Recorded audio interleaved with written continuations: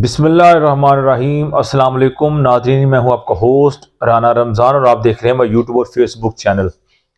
आज के व्लॉग में पाकिस्तान के अंदर सबसे बड़ी अहम और ब्रेकिंग न्यूज़ मैं आपके साथ शेयर करने जा रहा हूं। सबसे पहले आज के व्लॉग में आपके साथ मैं बताता चलूं कि पाकिस्तान की इस्टेब्लिशमेंट ने जो है वो इमरान खान साहब की हमायत का जो है वो ऐलान कर दिया है।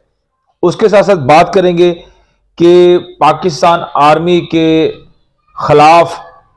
बहुत सारी बातें जो है वो अवेजा होना शुरू हो चुकी हैं, जिसके हवाला से नदीम अफजल चंद साहब जो हैं वो उनका इंटरव्यू जो उन्होंने जनरल बाजवा साहब और आसिम मनीर साहब के बारे में जो बयान दिया है उसके ऊपर बात पर करेंगे। और मौलाना फजलुर रहमान साहब जो कि कल जो है वो अपना लंका डा चुके हैं कि जिस तरह उन्होंने बताया कि जनरल बाजवा ने जो है वो अदम एतमाद में पाकिस्तान के अंदर जो इमरान खान साहब के खिलाफ अदम एतमाद लाया गया था उसमें जनरल बाजवा ने अपना रोल अदा किया था। उसके साथ साथ बात करेंगे जो तीसरी अपडेट है कि पाकिस्तान सुप्रीम कोर्ट ने जो है वो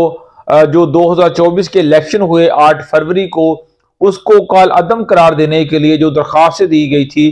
उसको मुकर्रर कर दिया गया है सोमवार के लिए, यानी कि सोमवार को जो है वो चीफ जस्टिस ऑफ पाकिस्तान और 3 रुकनी बेंच जो है वो इसकी समाअत करेगा, उसके ऊपर बात करेंगे। और चौथी अपडेट मैं आपके साथ शेयर करता चाहूँ जो कि मैंने पिछले व्लॉग में भी ये बात की थी कि जो इत्तेहाद है नून लीग का और पीपल पार्टी का वो खटाई में पड़ गया है और पीपल पार्टी के और तहरीक इंसाफ के दरमियान जो है वो आने वाले दिनों में आप मुज़ाकरा देखेंगे और हो सकता है कि पीपल पार्टी जो है वो बाकायदा तौर पे तहरीक इंसाफ की हमायत का ऐलान करेंगी। तो उसके हवाला से वफाकी वजीर जो साबका रह चुके हैं ख्वाजा साद रफीक जो कि नून लीग के बहुत बड़े सतून हैं, उन्होंने बाकायदा अपने ट्विटर हैंडल पे ये बयान अवेजा कर दिया है कि आप भी ये देखेंगे कि आने वाले दिनों में तहरीक इंसाफ और पीपल पार्टी के दरमियान जो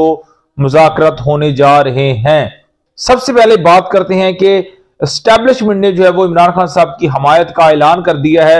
और क्यों किया है, उसके पीछे क्या मुहर्रकात हैं वो आपके साथ शेयर करेंगे। देखिए, हर चीज की कोई ना कोई एक लिमिट होती है, हर चीज का एक किसी ना किसी हद तक प्रेशर जो है वो आप हैंडल कर सकते हैं, लेकिन उसके ज्यादा अगर आपके ऊपर तहकीक की जाए या आपके ऊपर दबाव लाया जाए तो आप उस प्रेशर को फेस नहीं कर सकते। तो यही कंडीशन इस वक्त जो है वो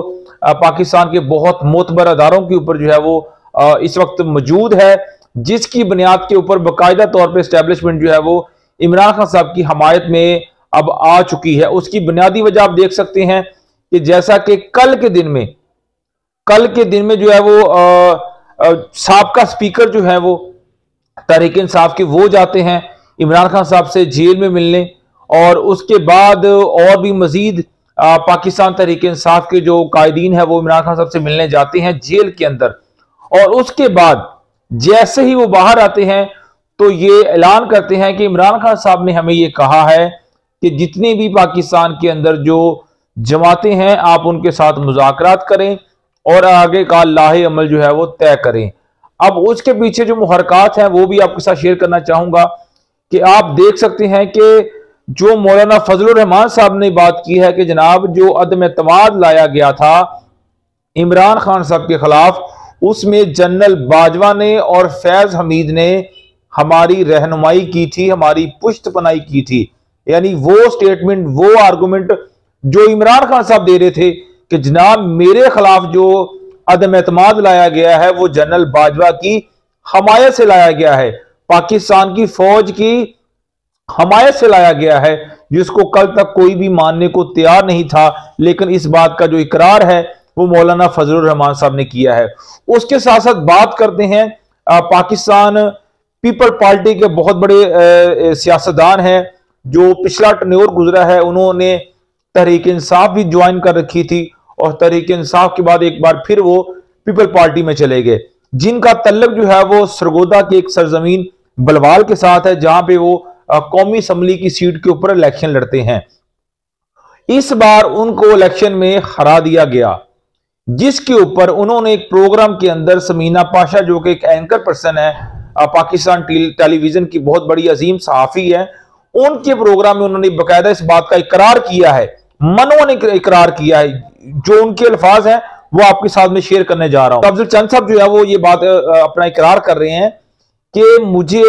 एक बार जो है वो मीटिंग तय की गई जनरल बाजवा के साथ। मैं जनरल बाजवा साहब के पास चला गया तो मैंने कहा जनाब देखिए मैं जिम्मेदार हूं और किसान का बेटा हूं, मैं इतना मालदार नहीं हूं,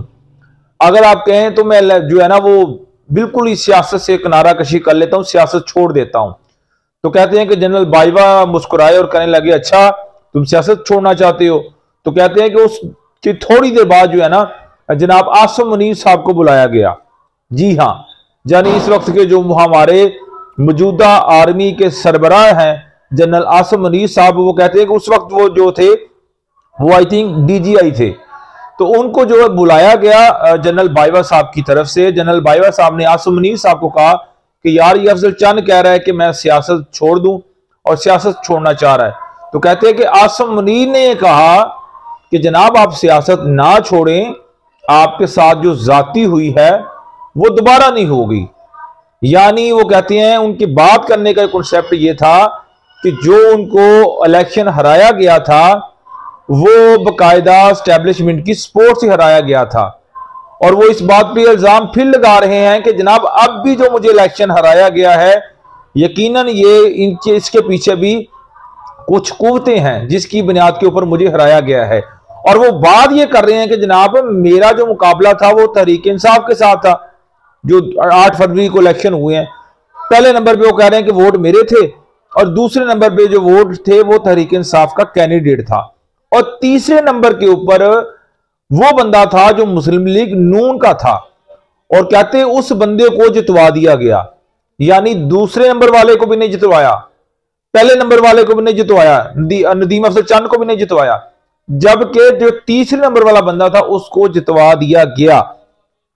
उसके पीछे वो वजूहात बता रहे, वो कहते हैं कि जो बंदा मेरे इलाके में कौमी असम्बली की सीट के ऊपर खड़ा था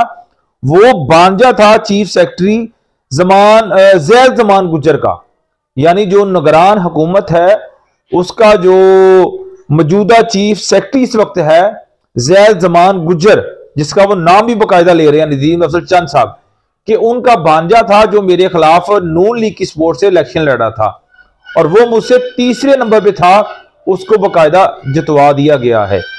यानी ये वो बयानात, ये वो आर्गूमेंट जो मौलाना फजलुर रहमान साहब दे रहे हैं, और इस वक्त नदीम अफजल चंद ने भी जो दिए हैं, जनरल बाजवा का नाम उन्होंने मेंशन किया है, और उसके बाद मौलाना फजलुर रहमान साहब जो बात कर रहे हैं वो तो यकीन माने कि एक तूफान से कम नहीं है। उन्होंने कहा कि देखें जी, अगर हम किसी फौजी के खिलाफ कोई बात करते हैं तो अदारा फौरन हमें कहता है जी आपने अदारे की मुदाखलत की है, आपको ये राइट नहीं है, आपके खिलाफ जो है वो कार्रवाई की जाएगी। वो कहते हैं अगर अदारे को हम बुरा भला नहीं कह सकते तो फिर अदारे का भी क्या राइट बनता है कि वो सियासत में मुदाखलत करे, और हमारे सियासी मामला के अंदर वो आके मुदाखलत क्यों करते हैं। तो मौलाना फजलुर रहमान साहब ने बहुत सारी जो बातों से पर्दा हटा दिया है। अब बात करते हैं कि जनाब वफाकी वजीर जो साबका रह चुके हैं ख्वाजा साद रफीक साहब, उन्होंने ये एक बात कर दी है। उन्होंने कहा कि जनाब हमें ये बात पता चल चुकी है कि हमें लाल झंडी दिखा दी गई है स्टैब्लिशमेंट की तरफ से, और आने वाले दिनों में आप देखेंगे कि पीपल पार्टी और तहरीक इंसाफ के दरमियान जो है वो बाकायदा मुज़ाकरात होंगे, और ये दोनों एक पेज पे होंगे, और पीपल पार्टी जो है वो वफाक की हुकूमत बनाने में तहरीक इंसाफ का जो है वो बाकायदा तौर पे सपोर्ट करेगी, और उनको इंतखाब करने में वजीर आज़म का उनकी मदद करेगी। यानी ये तमाम की तमाम जो मुहर्रकात हैं आप देख रहे हैं इस वक्त पाकिस्तान में,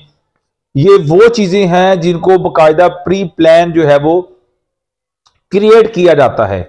और उसके बाद जो है वो एक सिमत में इनको भेज दिया जाता है। तो नाज़रीन, आज के व्लॉग के लिए इतना ही। अपना ख्याल रखिएगा और अपने चैनल का भी।